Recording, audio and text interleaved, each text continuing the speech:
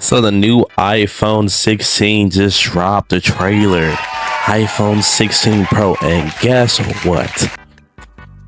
I'm not copping it. I'm getting tired of being the only ones that keep getting played by these corporations. Like, come on now. It gets to a point to where enough is enough and my wallet is tired of complaining to me. But if these corporations do not fix the problem that they have, it's gonna go downhill from here.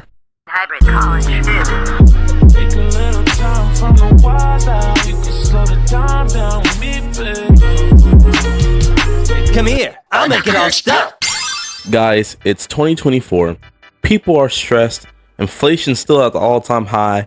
We have a presidential debate that it's a clown show. But you would think this would be the best time to kind of ease the people down. But no, Apple has fumbled the bag. Don't take it from me.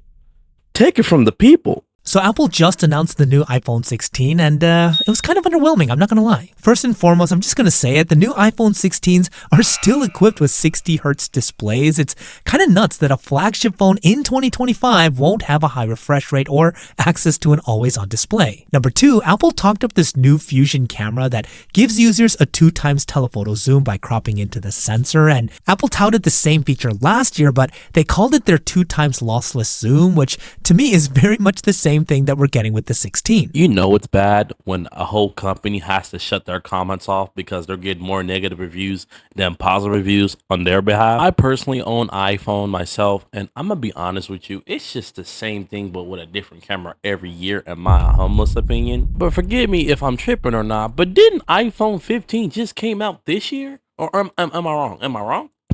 What you mean it came out last year? It came out in September. I still got my iPhone 13 and it works just fine. My homeboy still got his iPhone 7 Plus and 8 and he's still on it to this day. Let me ask you a question as a consumer. Do you really need this?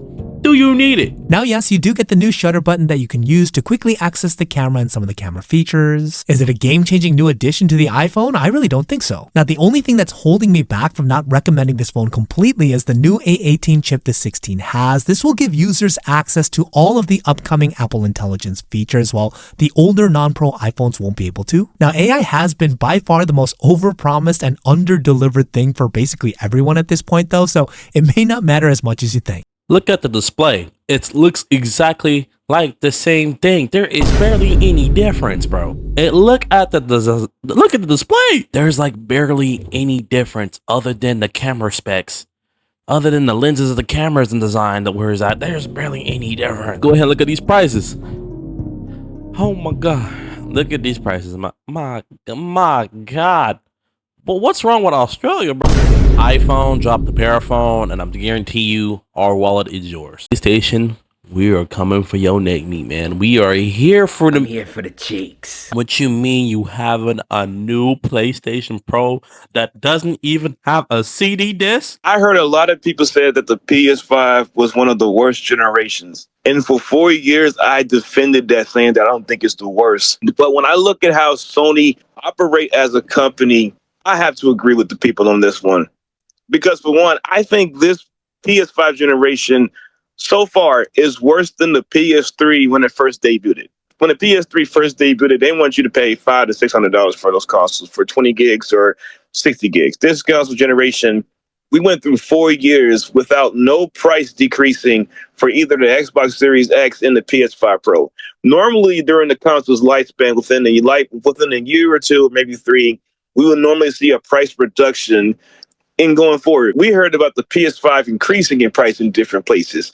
Now we're seeing the PS5 Slims being released without an optical drive, in which you got to pay $80 for that stuff.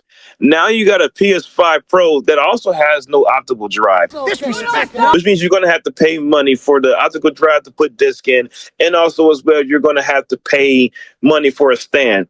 And the cost of this PS5 Pro is $700 before the optical drive and the stand.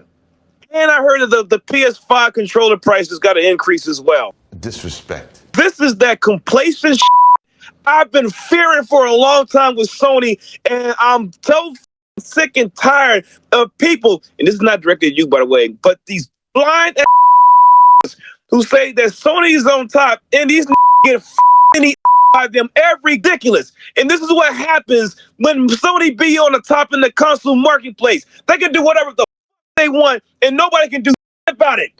And we Xbox when we really need Xbox to be good competition to balance things out. And look where we are right now.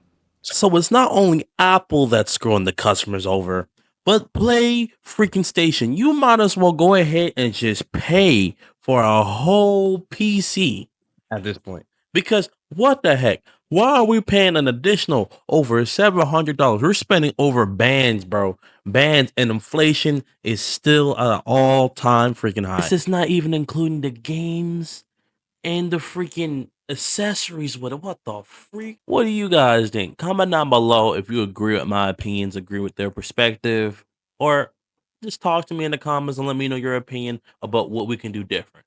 With that being said, I'm Happy College Kid. I'm out this piece. Let's go.